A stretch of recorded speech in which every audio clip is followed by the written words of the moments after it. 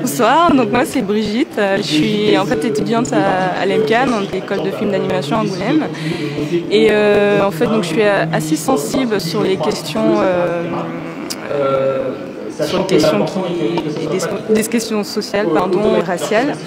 Et en fait, je trouve que dans le domaine de l'image, on souffre, nous, en tant que minorité, d'un manque de représentation. Et je me rappelle justement d'une phrase en fait qu'on m'avait sortie, parce que j'ai tendance à représenter justement des personnages qui me sont les plus proches en fait, donc typés. Et on m'a demandé pourquoi je le faisais en fait, comme si j'avais besoin de me justifier. Je trouve cette question très problématique dans un monde où justement les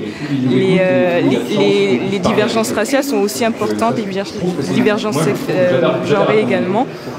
Et donc en fait voilà, j'aimerais vraiment parler aux jeunes, en fait, aux étudiants de l'image et leur faire comprendre que c'est aussi un acte militant en fait de représenter en fait des personnages qui ne sont pas de leur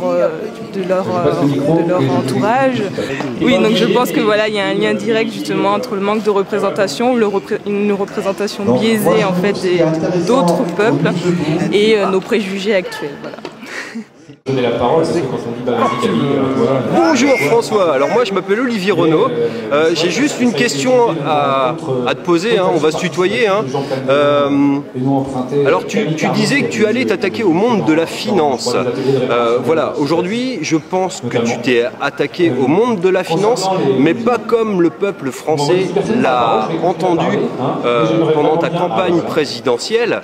Et maintenant j'aimerais que tu répondes à ton peuple ce que tu as fait pour lui exactement et non pas pour la finance. Et comment veux-tu revenir en arrière sur la loi El Khomri? Voilà.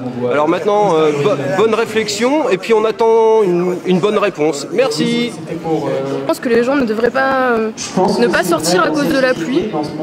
Je ne suis pas d'accord avec ça. Parce qu'aujourd'hui, il a plu, certes, mais là, il fait bon. Pas trop de quoi dire, sinon Nuit debout, mouvement social citoyen, convergence des luttes, le préavis de rêve est ouvert avec l'espoir que si on se réveille, on arrivera à réaliser nos rêves.